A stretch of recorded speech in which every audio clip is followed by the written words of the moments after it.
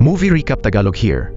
Sa isang abandonadong pabrika, nakatali ang lalaking ito sa isang upuan. Tinitiis niya ang matinding sakit habang walang awang pinapahirapan ng mga siga. Lumapit pa ang pinuno ng mga ito at mayabang na hinamon ng lalaki na subukan siyang galawin. Ngunit hindi inaasahan, malamig lamang na bumuntong hininga ang lalaki. Sa isang iglap, nakawala siya sa pagkakatali at tumayo. Saka mabilis na pinabagsak ang dalawang siga sa loob lamang ng ilang segundo. Nang makita ito ng natitirang isa, natakot ito at agad na tumakbo palayo. Agad siyang hinabol ng lalaki. Napakabilis niyang kumilos. Napakaliksi rin ng kanyang galaw kaya imposibleng matamaan siya ng kalaban. Maya-maya, nakita na lamang na ipinulupot niya ang kadena sa leeg ng siga at walang pag-aalinlangang tinapos ito. Doon nalaman na hindi ordinaryong tao ang lalaking ito. Ilang araw pa lamang ang nakalipas, namumuhay pa siya sa isang malaimpyernong isla. Nang makita ng lalaki ang isang bangkang pangisda, kiniskis niya ang kanyang pana sa bato at saka itinaas ang kanyang busog. Sa matatag na tingin, pinakawalan niya ang isang palaso. Dumiretso ito sa tumpok ng kahoy sa tabing dagat at sumabog. Tulad ng inaasahan, nakuha ng pagsabog ang atensyon ng mga mangingisda sa bangka at napilit silang pumunta sa lugar upang tingnan ang nangyari. Nang makita iyon ng lalaki, agad siyang lumapit sa dalawang mangingisda at lumuhod sa harapan nila. Nakiusap siyang isama siya palabas ng desyertong isla. Sa wakas, nakaalis din siya sa malaimpyernong islang iyon. Ang pangalan niya ay Oliver. 5 taon na ang nakalipas. Matapos ang isang aksidente, naanod sila ng kanyang ama sa dagat. Dahil sa kakulangan ng pagkain, isinakripisyo ng kanyang ama ang sarili upang mabigyan ng pagkakataong mabuhay ang kanyang anak. Mayong pauwi na siya, hindi na siya ang dating babaero at walang pakialam na lalaki, kundi isa ng matuwid na taong determinadong tuparin ang hiling ng kanyang ama, nalipulin ang masasamang tao sa lungsod. Sa titig pa lamang niya, makikita nang ang kanyang pagbabalik ay tiyak na magdadala ng malaking pagbabago sa syudad.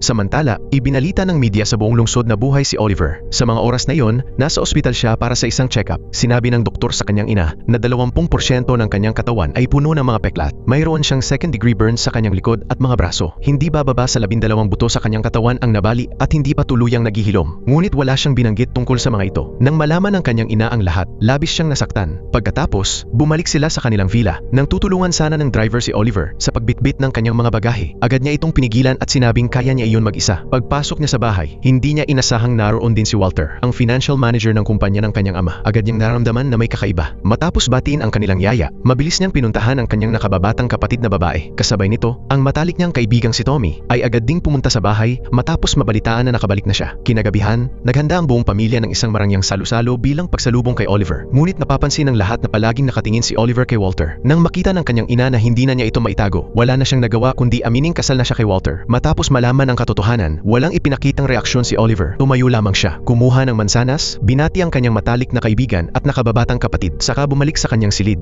Ang 5 taon niyang pamumuhay ay naging parang impyerno, kaya hindi na siya sanay matulog sa kama. Kahit sa pagtulog, palagi siyang alerto at handang lumaban. Nang dalawin siya ng kanyang ina sa kalagitnaan ng gabi, agad siyang nakapag-react dahil sa nakasanayang reflex at muntik na niya itong masaktan. Mabuti na lamang at naroon si Walter upang maagapan siya. Kung hindi, malamang ay may nangyaring masama. Nang mapagtanto ni Oliver na ang kanyang ina iyon, agad siyang umatras sa sulok ng silid at paulit-ulit na humingi ng tawad. Kinabukasan, dumating si Tommy upang sunduin si Oliver at maghanda ng isang party bilang pagsalubong sa kanyang pagbabalik. Ngunit hiniling ni Oliver na dalhin muna siya sa kanyang dating kasintahan. Lumabas na noong mga panahong iyon, lihim siyang nagkaroon ng relasyon sa nakababatang kapatid ng kanyang girlfriend. Pagkatapos ng aksidente noon, ang kapatid ng kanyang dating kasintahan na kasama ni Oliver ay nasawi rin sa dagat. Pumunta si Oliver sa kanyang dating kasintahan upang humingi ng tawad sa mga pagkakamali niya noon. Ngunit hindi nito tinanggap ang kanyang paghingi ng tawad, kaya wala siyang nagawa kundi umuwi na lamang muna. Ngunit hindi inaasahan ni Oliver na pagpasok nila ni Tommy sa sasakyan ay may mga taong biglang umatake sa kanya at pinatulog siya. Sa mga oras na iyon, tinatanong ng mga kidnapper si Oliver kung may sinabi ba ang kanyang ama bago ito namatay. Ngunit hindi nila alam na malapit na silang mapahamak ng husto. Nakidnap nila ang taong hindi nila dapat ginagalaw. Sumagot si Oliver ng oo. Pagkarinig doon, dali-daling tinanong ng kidnapper kung ano ang sinabi ng kanyang ama bago ito namatay. Ngunit malamig na sinabi ni Oliver, sinabi ng ama ko na patayin ko kayong lahat. Natawa ang kidnapper matapos marinig iyon. Sa sandaling iyon, itinaas ni Oliver ang dalawa niyang nakataling kamay. Bago pa makapag-react ang mga kidnapper, agad na siyang umatake. Sa loob lamang ng ilang sandali, nagkawatak-watak ang mga ito. Para kay Oliver, napakahina nila. Sa isang iglap, 2 agad ang kanyang napatay. Pagkatapos ay hinabol niya ang natitirang 2. Napakaliksi ni Oliver at mabilis niyang naabutan ang isa sa mga kidnapper. Bago ito walang kahirap-hirap na pinabagsak.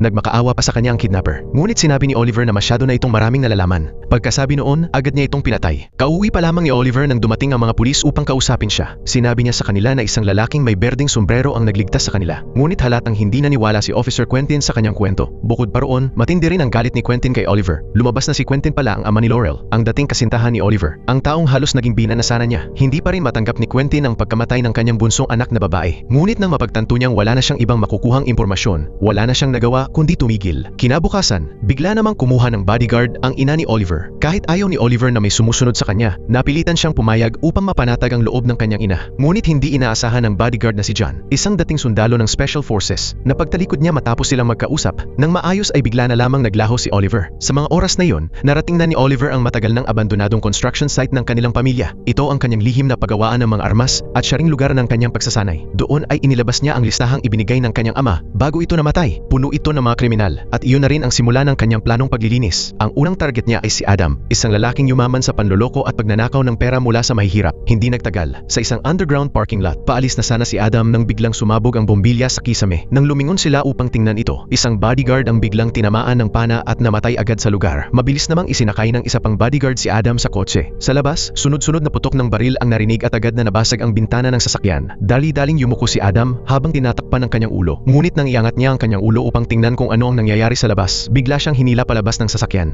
Sa sandaling iyon, nakatayo si Oliver sa bubong ng kotse ni Adam at malamig na sinabi rito, bago mag-alas 10 kinabukasan, kailangan mong magdeposito ng 40 milyon sa account na ibibigay ko. Kapag hindi mo ginawa, kukunin ko ang ulo mo. Sa takot, agad namang pumayag si Adam. Habang paalis si Oliver, nagawa pa siyang pagbantaan ni Adam upang maibalik ang kanyang dignidad. Ngunit agad pinulot ni Oliver ang kanyang busog at nagpaputok ng isang pana. Dahilan upang matahimik si Adam at hindi na muling makapagsalita. Paglingon nila, tuluyan ang naglaho si Oliver. Sa mga oras na iyon, nasa gusali sa tapat ni Adam si Oliver. Dumalo siya sa party na inihanda ng kanyang mga kaibigan bilang pagsalubong sa kanyang pagbabalik. Habang hinihintay na ilipat ni Adam ang pera, ngunit hindi niya inaasahang pupuntahan siya ng dati niyang kasintahang si Laurel. Kahit ayaw siyang patawarin ni Laurel, malinaw na may nararamdaman pa rin ito para sa kanya. Habang magkausap sila, biglang tumunog ang cellphone ni Oliver. Nang tingnan niya ito, nalaman niyang hindi sumunod si Adam sa kanyang utos at hindi nito inilipat ang pera sa account. Mukhang sawa na si Adam sa buhay niya. Ngayon, isang napakadelikadong bagay na naman ang kailangang gawin ni Oliver. Ayaw niyang madamay si Laurel, kaya sinadya niyang insultuhin ito upang umalis. Pagkatapos, naghanda na siyang kunin ang ulo ni Adam. Samantala, maingat ding naghanda si Adam upang salubungin si Oliver. Hindi nagtagal, dumating nga si Oliver gaya ng kanyang sinabi. Ngunit hindi inaasahan ni Adam na ganoon kalakas si Oliver. Halos walang tumatagal sa kanyang mga tauhan. Sa loob lamang ng ilang sandali, pinabagsak ni Oliver ang lahat ng bantay sa labas at tuluyang nakapasok sa opisina ni Adam. Bago pa maintindihan ni Adam ang nangyayari, napatay na ni Oliver ang lahat ng tauhan nito. Pagkatapos, pinanan niya si Adam. Sa sandaling iyon, biglang sumulpot ang head of security ni Adam at mabilis na nakipaglaban kay Oliver. Sinamantala naman ni Adam ang pagkakataon upang makatakas palabas. Ngunit hindi inaasahan na matagal na pala siyang naghanda ng plano sa pagtakas. Agad niyang inilabas ang kanyang cellphone at tinawagan ang mga pulis na matagal nang nakaabang sa lugar. Pagdating ng mga pulis, mga bangkay na lamang ang nadatna nila habang nakita nila ang anino ni Oliver na mabilis na lumipat sa kabilang gusali. Nang pumunta si Quentin sa kabilang gusali upang mag-imbestiga, nakapagpalit na ng damit si Oliver at tahimik nang nakatayo sa harapan nila.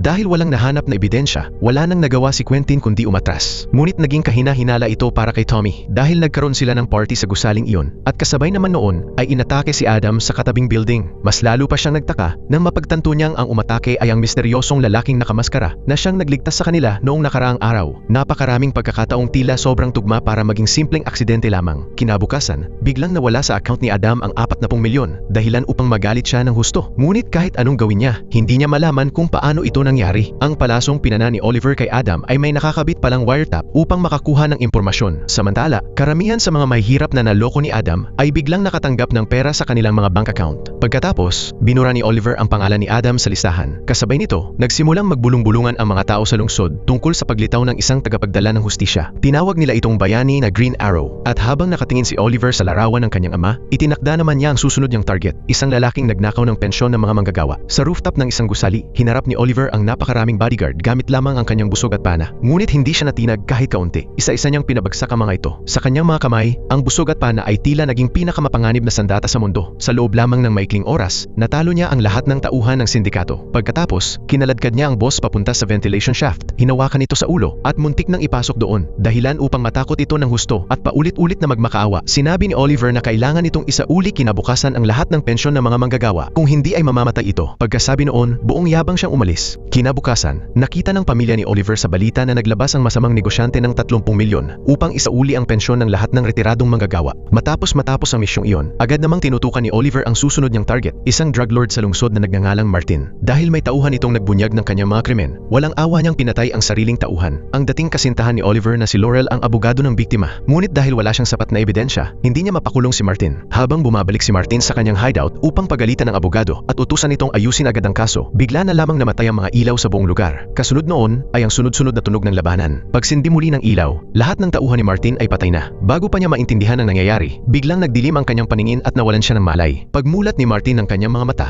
nakita niyang nakabitin siya ng patiwarik at sa kanyang harapan ay si Oliver. Upang maibigay ang hustisya sa namatay na tauhan, sinabi ni Oliver kay Martin na sumuko ito sa mga otoridad kung ayaw nitong mamatay. Pagkatapos magsalita, pinana niya si Martin bilang babala. Pagtingin muli ni Martin sa direksyon ni Oliver, matagal na pala itong naglaho. Ngunit habang natatakot si Martin at naghahandang umamin sa kanyang mga krimen, dumating naman ang totoong utak ng lahat, isang miyembro ng triad. Hindi lamang nila pinakalma si Martin, nangako rin silang aasikasuhin si Laurel, ang abogado na may hawak ng kaso. Pumunta si Oliver sa bahay ni Laurel upang humingi ng tawad dahil sa pananakit niya rito ilang araw na ang nakalipas. Habang nag-uusap ang dalawa, biglang nakaramdam si Oliver na may mali. Papalayo na sana niya si Laurel nang biglang sumugod ang mga miyembro ng triad sa loob ng bahay. Sa sandaling iyon, biglang lumitaw mula sa likuran ang bodyguard niyang si John at mabilis na pinabagsak ang dalawang asasin. Pagkatapos, hinarap ni John ang pinakamahusay na asasin ng triad. Ngunit hindi inaasahan na kahit isa siyang dating sundalo ng Special Forces, hindi niya matalo ang babaeng asasin. Mabilis siyang nasupil nito. Sa kritikal na sandali, dumating si Oliver upang tumulong. Dahil nasugatan, napilitang tumakas ang babaeng asasin. Dahil sa pangyayaring iyon, lalo pang nagalit si Oliver. Samantala, nang malaman ni Martin na bigo ang plano, agad niyang inayos ang kanyang mga gamit upang tumakas sakay ng tren. Ngunit biglang nawalan siya ng kontak sa kanyang mga tauhan. Nang mapagtanto ni Martin na may nangyaring masama, dali-dali niyang isinama ang kanyang mga tauhan at tumakbo palabas. Ngunit hindi nagtagal. Mabilis siyang naabutan ni Oliver at paulit-ulit na pinana hanggang sa mapako siya sa isang kahong kahoy. Habang iniimbestigahan ni Oliver, sinabi ni Martin na napilitan lamang siyang gawin ang lahat dahil sa utos ng triads. Ngunit malinaw na hindi iyon ang sagot na nais marinig ni Oliver. Ang gusto niyang malaman ay kung sino ang inupahan ni Martin upang pumatay. Kaya matapos magpakawala si Oliver ng isang pana sa ibabaw mismo ng ulo ni Martin, tuluyan na itong natakot at sinabi ang buong katotohanan. Sa sandaling iyon, biglang lumitaw sa likuran ni Oliver ang pinakamahusay na babaeng asasin ng triads. Agad na naglaban ang dalawa. Matindi ang naging bakbakan nila at halos tabla lamang ang laban. Ngunit habang nagpapatuloy ang kanilang sagupaan, nakatanggap ng tawag ang mga pulis tungkol sa insidente at mabilis na dumating sa lugar. Pagkakita nito, napilitang tumakas ang dalawa. Ngunit habang paalis si Oliver, hindi sinasadyang nahuli siya ni Quentin. Agad namang nagpaputok si Oliver ng pana na tumama sa baril ni Quentin at ipinako ito sa isang container. Paglingon ni Quentin, wala na si Oliver. Habang kukunin sana ni Quentin ang kanyang baril, napansin niyang may recorder na nakakabit sa pana. Nang pakinggan niya ito, narinig niyang umamin si Martin na siya ang nag-utos ng pagpatay. Kinabukasan, ibinalita sa telebisyon na naaresto na si Martin. Sa wakas, naparusahan din ng batas ang kriminal na ito. Samantala, binura naman ni Oliver ang pangalan ni Martin sa listahang iniwan ng kanyang ama. Pagkatapos, nagsimula ulit siyang pumili ng bagong target. Ang susunod niyang pakay ay si Holder, isang negosyanteng nagbenta ng depektibong fire alarm equipment sa mahihirap, dahilan upang maraming sunog ang mangyari. Habang masayang naghahanda si Holder na uminom ng alak, biglang nabasag ang bote sa kanyang kamay. Doon niya napagtantong dumating na si Oliver. Sa mga oras na iyon, hindi pa alam ni Holder na nasa panganib na pala ang kanyang buhay. Tinakot niya si Oliver at agad na tinawag ang kanyang bodyguard. Ngunit malamig na sinabi ni Oliver na ipagpatuloy lang niya ang pagsigaw dahil kahit mapunit pa ang kanyang lalamunan, walang tutulong sa kanya. Pagkasabi noon, ibinato ni Oliver sa sahig ang baril ng bodyguard.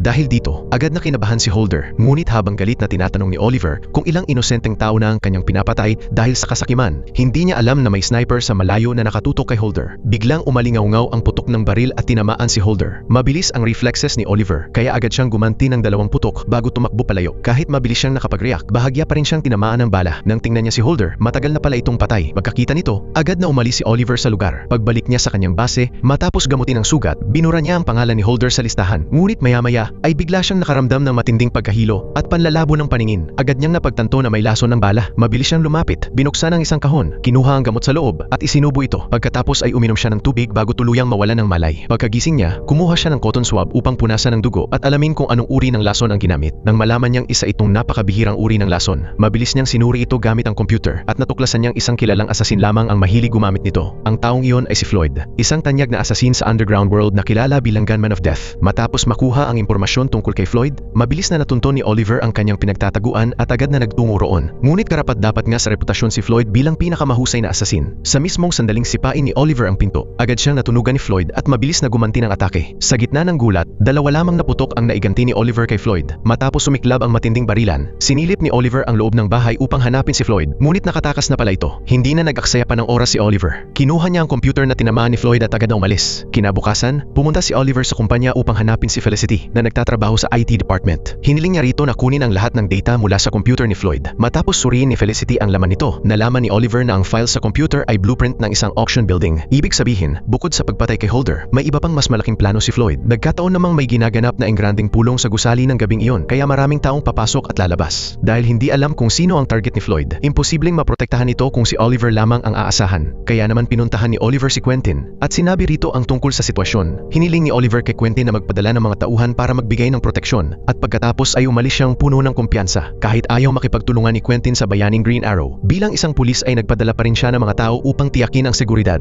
Ngunit ang hindi niya inaasahan, sa mismong sandaling iyon sa kabilang linya ng walkie-talkie, papunta na roon si Floyd. Hindi lamang pinabagsak ni Floyd ang lahat ng tauhang nasa labas, mabilis din niyang natukoy ang kanyang target. Ang hindi inaasahan ng lahat, si Walter, ang stepfather ni Oliver, pala ang punteriya niya sa pagkakataong ito. Nang magpaputok na ang asasin sa mapanganib na sandali, agad itong napansin ni Quentin at mabilis na tumakbo upang itulak pabagsak si Walter para mailigtas siya. Nang makita ni Floyd mula sa malayo na pumalya ang una niyang bala, nagsimula siyang walang habas na paputukan ng mga inosenteng tao. Nang makita iyon, dali-daling tumakbo si Oliver papunta sa hagdan upang kunin ang kanyang kagamitan at umakyat sa itaas na palapag. Hindi nagtagal, natagpuan niya si Floyd. Agad ding sinalakay ni Floyd si Oliver. Sandaling nagpantayan ng dalawa dahil magkapareho halos ang kanilang kakayahan sa pakikipaglaban. Ngunit makalipas ang ilang sandali, biglang nawala si Oliver sa paningin ni Floyd. Maya-maya, nakita niya si Oliver na nagtatago sa likod ng isang haligi. Napangiti ng masama si Floyd at saka sunod-sunod na nagpaputok. Nang maubusan na ng bala si Floyd, sinamantala ni Oliver ang pagkakataon at pinana siya. Ilang sandali ang lumipas ngunit hindi na gumalaw si Floyd. Dahil nagtataka, maingat na lumapit si Oliver at nakita niyang patay na si Floyd. Habang iniisip ni Oliver kung bakit napakadaling mapatay ng isang kilalang asasin, bigla niyang napansing may tao sa likuran niya. Doon niya nakita na sugatan ng kanyang bodyguard na si John. Lumalabas na si John pala ang sumalo sa putok ni Floyd, kaya naging madali para kay Oliver na mapatay ito. Agad na dinala ni Oliver ang sugatang si John sa kanyang lihim na base. Kaagad din niyang hinanap ang antidote at mabilis itong ininom ni John. Pagkagising ni John, nagulat siyang malaman na si Oliver pala ang Green Arrow na matagal nang pinag-uusapan ng lahat. Dahil din sa assassination na yon, napagtanto ni Oliver na tila may napakalaking puwersang nagkukubli sa likod ng kanyang mga target. At upang mapabagsak ang puwersang iyon, hindi sapat na siya lamang mag-isa, kaya kailangan niya ng kakampi. Malinaw na si John, na dating miyembro ng Special Forces, ang pinakamainam na pagpipilian. Ngunit matapos malaman ang katotohanan, inisip ni John na labag sa batas ang ginagawa ni Oliver, kaya hindi niya tinanggap ang alok nito. Hindi nagtagal matapos umalis si John, natukoy naman ni Oliver ang kanyang susunod na target. Isa itong lalaking nagbebenta ng mapanganib na droga sa mga mahihirap na lugar. Dahil isinumbong siya ng kanyang babaeng tauhan, brutal niya itong pinatay. Hindi lamang iyon, ibinintang pa niya ang krimen sa asawa nitong si Peter. Dahil sapat ang ebidensya laban kay Peter, hinatulan ito ng kamatayan. Kung nais ni Oliver na iligtas ang inosenteng si Peter, kailangan muna niyang makahanap ng abogado, kaya pinuntahan niya ang dati niyang kasintahan na si Laurel. Nang biglang makaharap ang maalamat na bayaning Green Arrow, hindi na iwasang kabahan ni Laurel. Ngunit nang malaman niya ang tunay na pakay ni Oliver, bumaba ang kanyang pagdududa at pumayag siyang tanggapin ang kaso. Ngunit paglingon niya, wala na si Oliver. Hindi nagtagal, muling nagkita ang dalawa. Sa pamamagitan ng mga impormasyong nakuha ni Laurel mula kay Peter, nalaman ni Oliver na noong araw na pinatay ang asawa ni Peter, isinumbong pala nito ang kanyang boss na si Jason. At alam ng manager ni Jason ang lahat ng iyon. Ngunit ng araw ng pagtestigo niya sa korte, nagsinungaling siya sa kanyang testimonya. Hindi nagtagal matapos iyon, habang pauwi ang manager sakay ng kotse, bigla niyang naramdaman na tila may tumusok sa kanyang leeg.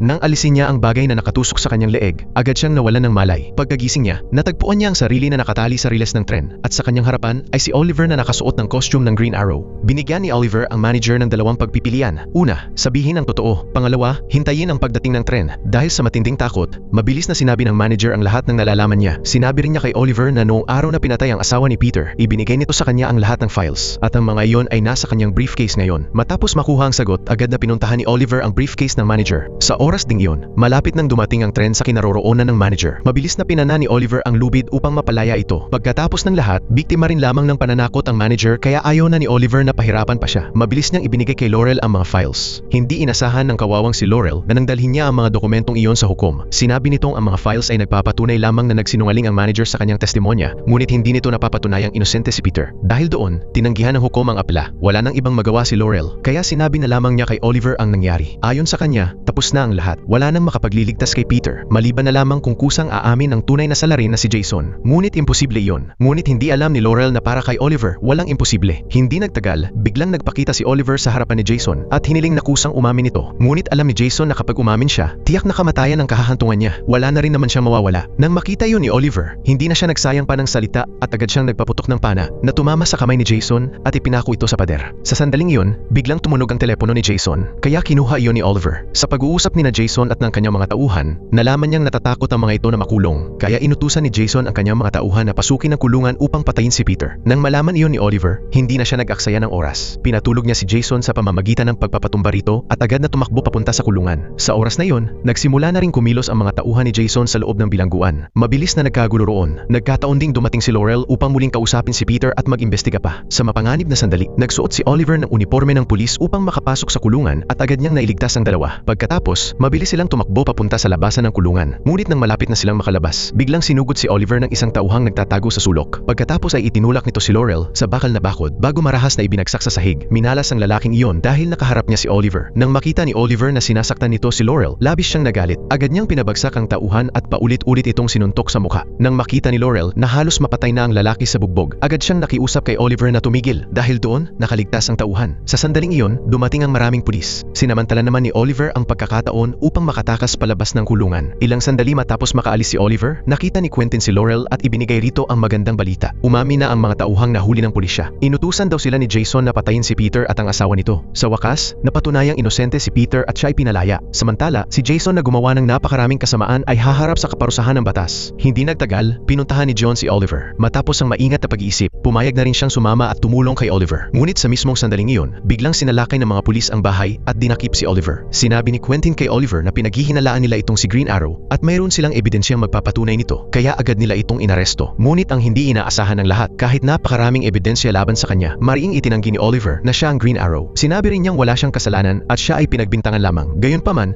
bago pa matapos ang investigasyon, binigyan pa rin siya ng hukom ng pagkakataong makapagpiyansa. Kaya nanatili siya sa bahay habang hinihintay ang magiging desisyon ng korte. Hindi nagtagal, dumating ang mga pulis sa bahay ni Oliver upang lagyan siya ng electronic ankle monitor at bantayan siya buong araw. Ngunit kung magpapatuloy ito, tiyak na oras na lamang ang bibilangin bago siya tuluyang mapatunayang guilty. Ang hindi alam ng lahat, inaasahan na pala ni Oliver ang lahat ng ito. Hindi nagtagal, ipinatawag ni Oliver si John sa kanyang bahay. Sa pag-uusap nilang dalawa, nalaman ni John na sinadya palang iwan ni Oliver ang mga ebidensyang hawak ng pulisya. Ang tunay nitong layunin ay upang ipaaresto ang sarili. Lumabas na naisip ni Oliver na kakabalik niya lamang sa lungsod at kasabay noon ay biglang lumitaw ang bayaning Green Arrow. Kaya maaga o huli, paghihinalaan din siya ng mga tao. Upang alisin ang pagdududang iyon, gumawa siya ng unang hakbang, ang hayaan ng pulisya na siya mismo ang arestuhin. Pagkatapos, habang siya ay nakakulong, si John naman ang magpapakita bilang bayaning Green Arrow. Sa ganitong paraan, hindi lamang mawawala ang hinala sa kanya, kundi hindi na rin siya iuugnay pa ng mga tao kay Green Arrow. Matapos ipaliwanag ni Oliver kay John ang buong plano, ipinakilala rin niya ang susunod nitong target. Sinabi niyang isa itong international na smuggler ng armas. Sa pagkakataong ito, dumating ang lalaking iyon sa lungsod dala ang napakaraming sandatang may matinding kapangyarihang makapatay. Kapag naging matagumpay ang bentahan ng mga armas, tiyak na malulunod ang buong syudad sa digmaan at karahasan. Lumipat ang eksena. Habang isinasagawa ng kriminalang transaksyon kasama ang mga gangster, biglang namatay ang mga ilaw sa bodega. Agad silang nagkagulo at nagsimulang tumakbo. Sa mismong sandaling iyon, lumitaw ang bayaning Green Arrow. Napakatatag ng kanyang mga hakbang at mabilis niyang pinabagsak ang lahat ng tauhan. Nang maiangat niya ang kanyang ulo, saka lamang nalaman na si John pala yun. Hindi nagtagal, nakatanggap si Oliver ng tawag mula kay John. Habang nag-uusap ang dalawa, may kumatok sa pinto ni Oliver, kaya lumapit siya upang tingnan kung sino iyon. Ngunit pagkapagbukas niya ng pinto, isang asasin ang agad na sumalakay sa kanya. Mabuti na lamang at mabilis siyang nakapag-react kaya agad silang naglaban. Habang naglalaban, bagaman lamang si Oliver, aksidente niyang naitulak ang asasin sa lugar kung saan nahulog ang baril ito. Nang makuha muli ng asasin ang baril at itutok ito kay Oliver, bigla na lamang itong tinamaan at bumagsak sa sahig. Hindi inaasahan ni Oliver na si Quentin pala ang dumating upang iligtas siya. Lumabas na dahil nagpanggap si John bilang Green Arrow at nagpakita sa lungsod. Naalis ang hinala kay Oliver, kaya agad nakatanggap si Quentin ng utos na palayain siya. Ngunit hindi niya inaasahang sa pagdating niya roon ay aksidente pa niyang nailigtas si Oliver. Ang higit na ikinagulat niya, ilang sandali lamang matapos iyon, galit na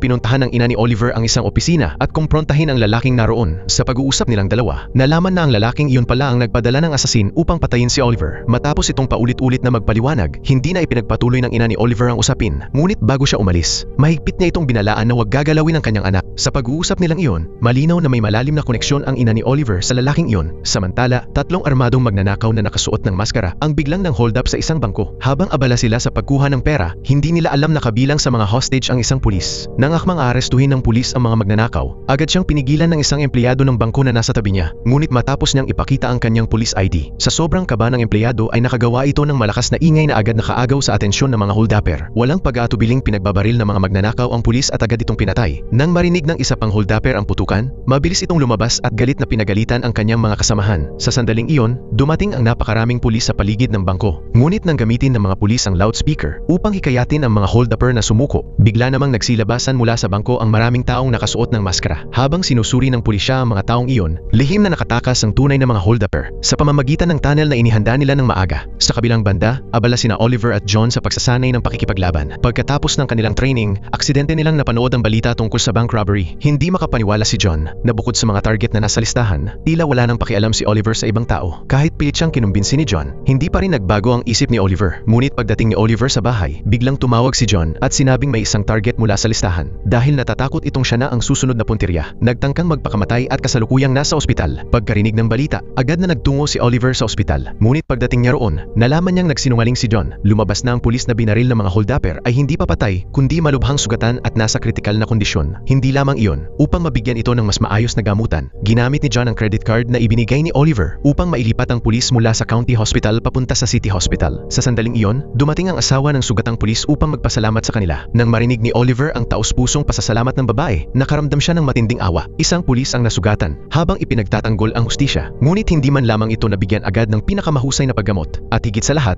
malaya pa rin ang mga salarin. Kung hindi kayang tumayo ng pulis upang ipaglaban ang hustisya, si Oliver na mismo ang gagawa nito kapalit niya. Sa katahimikan ng gabi, lihim na inakyat ni Oliver ang pader at pumasok sa istasyon ng pulisya. Sa sandaling iyon, narinig niya ang yapak ng dalawang pulis na papalapit sa kanya. Ngunit hindi natakot si Oliver at tahimik lamang na hinintay ang pagdating ng mga ito. Sa oras na iyon, nakaakyat na siya sa kisame. Pagkaalis ng mga pulis, mahinahong lumapit si Oliver sa computer ng presinto at mabilis na isinaksak ang USB. Pagkatapos ay mabilis niya itong ginalaw. Ilang sandali lang, nakopya na sa USB ang lahat ng files mula sa computer. Matapos matagumpay na makaalis, kumpiyansang umalis si Oliver. Lumabas na hindi pa gaanong matagal ang nakalipas nang minamanmanan nila ni John ang mga security camera ng bangko. Napansin nila na ang magnanakaw na nanakit sa bank manager ay may suot na singsing, isang university ring. Sa pamamagitan lamang ng malinaw na pagtingin sa mga letra sa singsing, malalaman na nila kung saang paaralan nag-aral ang salarin. Ngunit kahit pinalaki nila ang imahe, hindi pa rin nila mabasa ng maayos ang mga letra sa singsing. Mabuti na lang, nang bugbugin ng magnanakaw ang bank manager, nag-iwan ito ng marka sa mukha nito at siguradong kinuhanan iyon ng litrato ng mga pulis bilang ebidensya. Kaya iyon din ang dahilan kung bakit pinasok ni Oliver ang presinto upang magnakaw ng impormasyon. Hindi nagtagal, gamit ang ebidensyang nakalap ng pulisya, malinaw nilang nakita ang mga letrang nakaimprenta sa mukha ng bank manager. Dahil dito, natukoy nila kung saang paaralan nag-aral ang asasin. Pagkatapos ikumpara ni Oliver ang taas at edad ng lahat ng estudyante sa paaralan, mabilis nilang natukoy na si Kyle ang salarin. Ngunit bago pa man siya makatungtong ng grade 12, uminto na siya sa pag-aaral at tuluyang nawala. Bukod sa kanya, nawalan din ng bakas ang kanyang mga magulang at nakababatang kapatid. Nagkataon ding tugma ang bilang ng mga miyembro ng kanyang pamilya sa bilang ng mga sangkot sa pagnanakaw sa bangko. Kasabay nito, nalaman din ng grupo ni Oliver na ang ina ni Kyle ang empleyado ng bangko na naging sentro ng atensyon ng mga magnanakaw sa nakaraang pagnanakaw. Ngunit bago pa sila makapag-imbestiga ng mas malalim, inilunsad na ng mga magnanakaw ang kanilang ikalawang pag-atake. Ngunit sa pagkakataong ito, hindi na sila sinuwerte gaya ng dati. Pagkatapos nilang magnakaw at habang papatakas na, agad silang naharang ng mga pulis. Matapos ang matinding bakbakan, sinubukan ng mga magnanakaw na tumakas gamit ang ibang ruta. Sa sandaling yon, biglang lumitaw si Oliver at pinana ang supot ng pera na hawak nila. Dumikit sa lupa ang bag ng pera. Nang makita ng mga magnanakaw na napapalibutan na sila ng mga pulis, kahit labag sa loob nila, napilitan silang iwan ang pera at tumakbo. Pagkaalis ng mga magnanakaw, hindi na rin nagtagal si Oliver. Pagkatapos niyang barilin ang ilaw sa kisame, agad siyang umalis ng may kumpiyansa. Sa pagkakataong ito, kahit hindi niya nahuli ang mga magnanakaw, matagumpay naman niya silang napigilan. Pagkatapos, upang makakuha pa ng impormasyon, isinama ni Oliver si John sa kumpanya upang humingi ng tulong kay Felicity. Sa tulong ng mga larawang ibinigay, mabilis na nahanap ni Felicity ang mga file na kailangan ni Oliver. Ngunit hindi niya inaasahan na ayon kay Felicity, ang lalaking nasa larawan ay si Derek. Dati itong empleyado ng ama ni Oliver. Bukod pa rito, noong panahong iyon ay ipinarenta ng ama ni Oliver ang pabrika, dahilan upang mawala ng trabaho ang 1,500 manggagawa, kabilang si Derek. Hindi lang iyon, dahil sa butas sa kontrata na ginawa ng site manager, natanggal ang lahat ng manggagawa ng walang kabayaran o retirement insurance. Sa loob lamang ng isang gabi, nawalan sila ng tahanan at napilitang magpalaboy-laboy. Matapos malaman ng lahat, labis na nakonsensya si Oliver sa ginawa ng kanyang ama. Nagdesisyon siyang itama ang mga pagkakamali nito, kaya nais niyang bigyan si Derek ng pagkakataong makapagsimula muli. Kalaunan, nang makakuha siya ng impormasyon, nagtungo si Oliver sa lugar kung saan madalas magtipon ang mga dating manggagawa ng kanyang ama at doon niya natagpuan si Derek. Una, taos-pusong humingi ng tawad si Oliver para sa pagkakamaling nagawa ng kanyang ama. Pagkatapos ay sinabi niyang nais niyang bigyan si Derek ng bagong trabaho. Ngunit hindi inaasahan, tumanggi si Derek. Bago umalis, lihim na naglagay si Oliver ng listening device sa bulsa ni Derek. Pagkaalis ni Oliver, sa pamamagitan ng pakikinig sa usapan ng pamilya ni Derek, nalaman niyang matagal nang ayaw ni Derek na gumawa ng mga iligal na bagay. Ngunit ayaw sumuko ng kanyang anak na si Kyle. Wala nang ibang magawa si Derek kundi paghandaan ang kanilang susunod na hakbang. Una nilang pinatulog ang bodyguard, saka gumamit ng bomba upang pasabugin ang pinto ng vault. Ngunit habang mabilis nilang kinukuha ang pera, may biglang ingay na nanggaling sa labas. Kaya lumabas si Kyle upang tingnan kung ano iyon. Ngunit agad siyang binaril ni Oliver na naghihintay sa labas. Pagkatapos ay naglaban ang dalawa, ngunit hindi kinaya ni Kyle si Oliver. Mabilis siyang napasuko ni Oliver. Sa sandaling iyon, nagising ang bodyguard na kakabugbog lang at agad pinulot ang baril. Nang akmang babaril na ito, mabilis siyang pinigilan ni Oliver. Ngunit sa oras ding iyon, si Derek na walang alam sa nangyayari ay biglang sumugod at aksidenteng nabaril ng bodyguard. Sa huli, ibinuwis ni Derek ang kanyang buhay upang iligtas ang kanyang anak. Dahil dito, labis na nakonsensya si Oliver, habang ang pamilya naman ni Derek ay kinailangang pagbayaran ang kanilang mga ginawa. Hindi nagtagal, dumating ang mga gangsters sa isang noodle shop upang maningil ng protection fee. fee. Nagtanong ang may-ari ng tindahan kung hindi ba sila nakabayad na noon, ngunit nagdahilan ang mga gangster na may problema raw sa kalinisan ang tindahan kaya kailangan nilang magbayad muli. Pagkarinig nito, sinabi ng kawawang may-ari na dahil sa patuloy na pagtaas ng presyo dulot ng epidemya, wala na siyang natitirang pera sa bahay. Ngunit walang pakialam ang mga gangster sa kanyang paliwanag.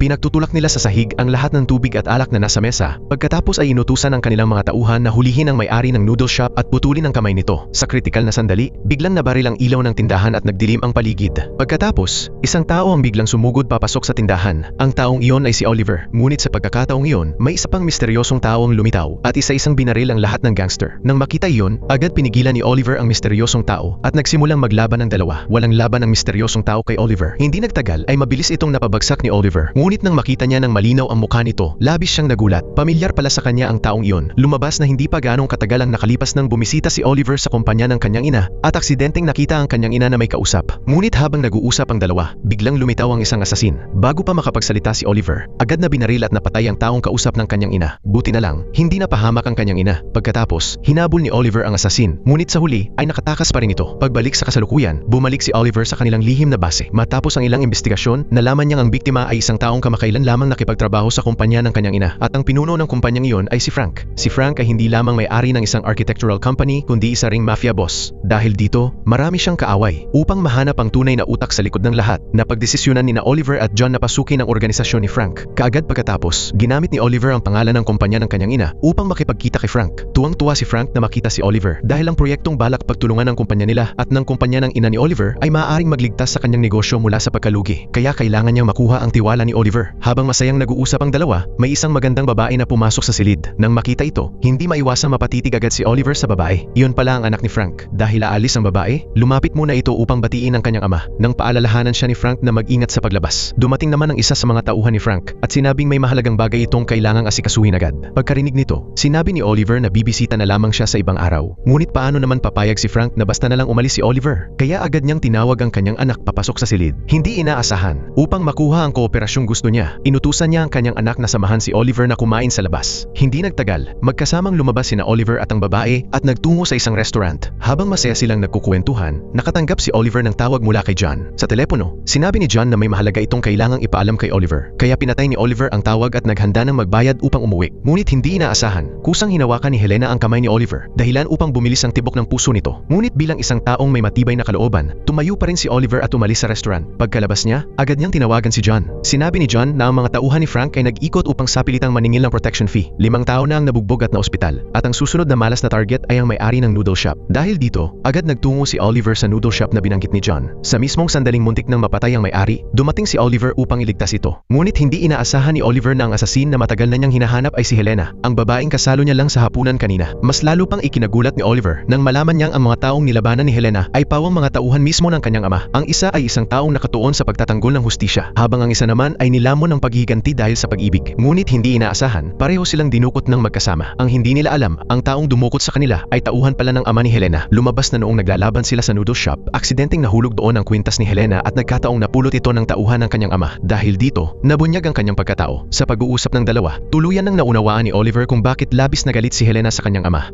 Lumalabas na may hawak na ebidensya ng krimen ng ama ni Helena, ang kanyang nobyo, kaya brutal itong pinatay ng sariling ama niya. Dahil doon, nagsimula si Helena na maghiganti at nangakong pababagsakin ang kanyang ama upang maipaghiganti ang kanyang nobyo. Nang akmang papatayin na ng mga gangster si Helena, nakawala si Oliver sa pagkakatali at agad siyang iniligtas. Pagkatapos, nakawala rin si Helena sa mga lubid at sumugod sa laban. Sa harap ng dalawang bihasang asasin, walang kalaban-laban ang mga gangster. Hindi nagtagal, mabilis silang natalo ng dalawa. Pagkatapos, kumpiyansa silang umalis. Hindi nagtagal, nagpakita si Oliver sa bahay ni Helena. Hindi niya inaasahan na mahuhulaan ni Helena na siya ang Green Arrow hero, batay lamang sa kanyang estilo ng pakikipaglaban. Ngunit hindi iyon ininda ni Oliver. Pumunta siya roon upang payuhan si Helena na tigilan na ang pagpatay alang-alang sa paghihiganti. Ngunit tumanggi si Helena na makinig at sa halip ay tinanong pa si Oliver. Nang muli siyang usisain, hindi nagpaliwanag si Oliver kundi ginamit ang sarili upang maimpluwensyahan si Helena. Kaya kusa niyang inilapit ang sarili rito. Sa huli, ang dalawang taong parehong nag-iisa ay nagpalipas ng gabi ng magkasama. Ngunit hindi inaasahan, nang magising si Helena sa kalagitnaan ng gabi, tahimik siyang umalis ng bahay. Hindi niya alam na gising pa rin si Oliver. Habang nasa labas si Helena at naghahandang barilin ang isang grupo ng gangster, dumating si Oliver sa tamang oras upang pigilan siya. Dahil doon, nakatakas ang mga gangster, bagay na labis ikinagalit ni Helena. Ngunit sinabi ni Oliver na ang pakikipaglaban para sa hustisya ay hindi nangangahulugang kailangan pumatay. Upang tuluyang mabago ang pananaw ni Helena, nagpasya si Oliver na isama siya sa susunod nitong misyon. Ang susunod na target ni ni Oliver ay ang mga tauhan ng ama ni Helena. Ngunit bago sila umalis, iisa lamang ang hiling ni Oliver kay Helena. Huwag siyang papatay ng kahit sino. Sa oras na iyon, sa isang pabrika ng droga, pilit ipinapakita ng isang gangster sa mamimili ang produktong hawak nito. Ngunit biglang namatay ang mga ilaw sa buong pabrika, kaya agad niyang inutusan ang kanyang mga tauhan na tingnan kung ano ang nangyayari. Hindi inaasahan, kasunod noon ay isang nakapanghihilakbot na sigaw ang narinig. Sabay na lumitaw ang Green Arrow Hero at si Helena at agad nakipaglaban sa mga gangster. Sa loob lamang ng maikling oras, nakontrol nila ang pinuno ng grupo. Pagkatapos, dumating ang mga pulis at dinala silang lahat sa presinto. Sa ganoong paraan, nalutas nila ang krimen ng walang pinapatay at matagumpay nilang napahina ang bahagi ng kapangyarihan ng ama ni Helena. Matapos maranasan ang lahat ng iyon,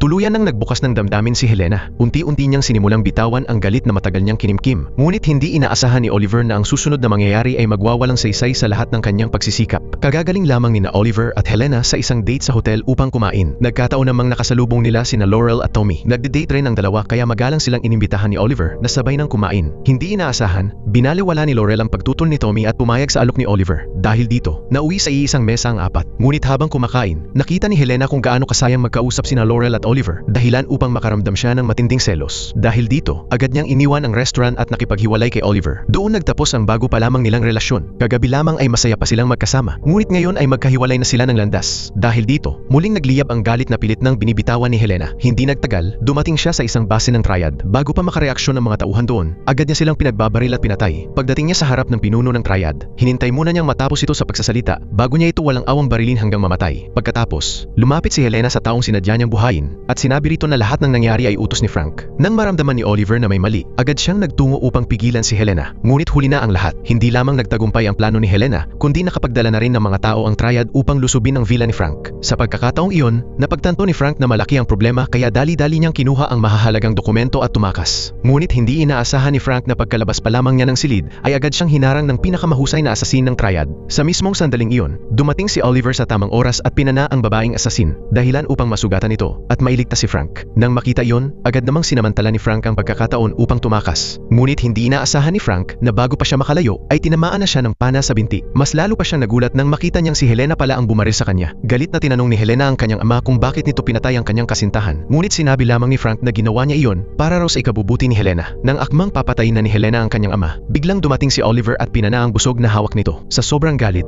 agad na sinugod ni Helena si Oliver at nakipaglaban dito. Habang naglalaban ng dalawa, pinulot naman ni Frank ang busog at pana na nasa sahig. Nang mapansin iyon ni Oliver at ang kanyang pigilan si Frank, huli na ang lahat kaya mabilis niyang pinatumba si Frank at agad tumakbo papunta kay Helena upang buhatin ito palayo. Buti na lang, hindi natamaan ng pana ang mahalagang bahagi ng katawan ni Helena. Samantala, kinailangan ding harapin ng ama nito ang kaparusahan ng batas. Sa huli, nagawa rin ni Helena ang matagal na niyang ninanais, ang maipaghiganti ang kanyang kasintahan. Hindi nagtagal pagkatapos, isang bumbero ang tumawag sa kanyang kasamahan upang humingi ng tulong. Ngunit hindi inaasahan, paglapit ng kanyang kasamahan, ay bigla siyang binuhusan ito ng likido. Nang kumalat ang likido sa kanyang katawan, agad din siyang nagliyab. Makalipas ang ilang sandali, ipinaalam ng mga pulis at ng kapitan ng grupo ng mga bumbero ang balita sa nakababatang kapatid na babae ng bumbero. Labis na nasaktan ng babae nang marinig ang balita. Hindi siya makapaniwala na ang kanyang kapatid na ilang beses nang sumuong sa apoy upang magligtas ng buhay ay mamamatay ng ganoon na lamang. Hindi nagtagal, nagpunta ang babae upang makipagkita sa kanyang matalik na kaibigan at kasamahan na si Laurel. Sinabi ng babae na hindi aksidente ang pagkamatay ng kanyang kapatid kundi isa itong pagpatay. Dahil nang mag-imbestiga siya, natuklasan niyang may paintar ang firefighter suit ng kanyang kapatid. Ngunit nang tanungin niya ang manager ng pabrika, sinabi nitong walang paintar sa pabrikang nasunog. Ang firefighter suit ay kayang tiisin ang init na hanggang 500 degrees. Ngunit ayon sa forensic doctor, hindi man lang lumampas sa 260 degrees ang temperatura ng sunog. Kung ganoon, bakit mas mataas ang init na tumama sa katawan ng kanyang kapatid kaysa sa mismong apoy? Dahil dito, humingi siya ng tulong kay Laurel at nakiusap na ipaimbestiga ito sa ama nitong si Quentin. Nang malaman ni Laurel ang katotohanan, agad siyang nagtungo sa kanyang ama. Ngunit hindi niya inaasahan na sasabihin ni Quentin na wala namang kahina-hinala sa kaso. Ngunit sinabi ni Laurel sa kanyang ama na noong nakaraang linggo lamang ay may isa pang bomberong namatay sa sunog. At katulad ng kanyang kapatid, may natagpuan ding pine resin sa katawan nito. Pagkarinig nito, sinabi ni Quentin na may sarili namang investigation team ang mga bumbero. Hindi sila sakop ng pulisya kaya wala talaga siyang magagawa upang tulungan ng kaibigan ni Laurel. Pagkasabi nito, agad niyang isinama ang kanyang mga tauhan at nagmadaling umalis. Dahil dito, nagpasya si Laurel na sumugal. Ginamit niya ang dati nilang paraan ng pakikipag-ugnayan upang tawagan ng Green Arrow Hero, si Oliver, na siyang Green Arrow Hero, ang nakatanggap ng tawag ni Laurel. Ngunit bago pa siya makapagsimula sa investigasyon, sinabi na ni John na may isa na namang sunog sa lungsod. Upang masigurong walang masasaktan sa sunog, agad na nagtungo roon si Oliver. Sa oras na yon, isang bumbero ang biglang inambus sa gitna ng apoy. Buti na lang, nakahawak siya agad sa railing sa tabi niya. Ngunit eksaktong sandaling iyon din dumating si Oliver. Bago pa siya mailigtas ni Oliver, bigla namang itinulak ng salarin ang bumbero papunta sa naglalagablab na apoy. apoy. Pagkabagsak niya, agad na nakipaglaban si Oliver sa asasin. Ngunit hindi inaasahan, hindi pala nito kayang tapatan ang kalaban. Mabilis siyang natalo nito. Ngunit mabuti na lamang at bago umalis ang asasin, napansin ni Oliver ang tattoo ng alitaptap sa braso nito. At ang tattoo na iyon ay eksklusibo lamang para sa mga bumbero. Patunay na isa ring bumbero ang asasin. Dahil sa impormasyong iyon, agad nagsimulang mag-imbestiga sina Oliver at John. Hindi nagtagal, natuklasan nila ang isang malaking sunog na nangyari maraming taon na ang nakalipas. Sa aksidenteng iyon, namatay ang 34 na residente at 6 na bumbero. Ngunit habang nililinis ang lugar ng trahedya, hindi natagpuan ang bangkay ng isa sa mga bumbero. Kinabukasan, nais ni na Oliver at Laurel na tulungan ang pamilya ng pinaslang na bumbero, kaya nagdao sila ng fundraising party para rito. Ngunit habang nagpapasalamat ang fire captain sa dalawa, isang asasin ang nakasuot ng firefighter uniform ang biglang lumitaw sa likuran nila. Naghagis ang asasin ng granada sa loob ng silid, dahilan upang magdulot ito ng matinding kaguluhan. Nang alisin niya ang kanyang helmet, nabunyag na siya pala ang bumberong hindi natagpuan ang bangkay noong taong iyon. Pagkatapos, sinabi niya sa grupo ni Oliver na umalis agad sila. Pagkaalis ng dalawa, lumapit siya sa fire captain at binuhusan ito ng pine tar. Pagkatapos ay tinanong niya ang kapitan kung bakit sila nito iniwan noong araw na iyon. Lumabas na sa sunog na nangyari noon, naniwala ang mga bumbero na kaya pa nilang iligtas ang mga tao. Ngunit dahil sa kaduwagan ng kapitan, pinangunahan nito ang ibang miyembro upang lisanin ang lugar. Dahil dito, 6 pang bumbero ang nasawi. Ang mga nanatili upang iligtas ang mga taong nakakulong sa apoy ay tuluyang namatay sa naglalagablab na apoy. Ngunit matapos niyang makaligtas sa kamatayan, nagpasya siyang ipaglaban ang hustisya para sa kanyang mga kasamahang namatay. Kaya matapos siyang gumaling sa kanyang mga sugat, nagsimula siyang maghiganti. Ngunit nang akmang susunugin na niya ng buhay ang fire captain, biglang nagpalit ng damit si Oliver at mabilis na pinana ang lighter na hawak nito. Nang makita iyon ng kapitan, dali-dali itong tumakas mula sa lugar. Pagkatapos, lumapit si Oliver sa bumbero at sinabi, "Maaari kitang tulungang magsimula ng bagong buhay." Nang mapagtanto ng bumbero na wala na siyang pagkakataong makapaghiganti pa, nagpasalamat siya kay Oliver. Pagkatapos, matatag siyang naglakad papasok sa naglalagablab na apoy upang wakasan ang sarili niyang buhay. Marahil ay wala na siyang natitirang dahilan upang manatili pa sa mundong ito. Marahil ay namimiss niya ang kanyang mga kasamahang nasawi, ang mga araw ng sabay-sabay na pag-inom, pagkanta, pagtawa, at pagliligtas ng napakaraming buhay. Ngunit mula simula hanggang huli, wala siyang sinaktan na ibang tao, maliban sa mga target ng kanyang paghihiganti. Sa huli, nais din niyang magbigay pugay sa mga bayani na tahimik na nagsisilbi at nagsasakripisyo para sa lipunan. At dito nagtatapos ang pelikula. Maraming salamat sa panonood. Hanggang sa muli, paalam.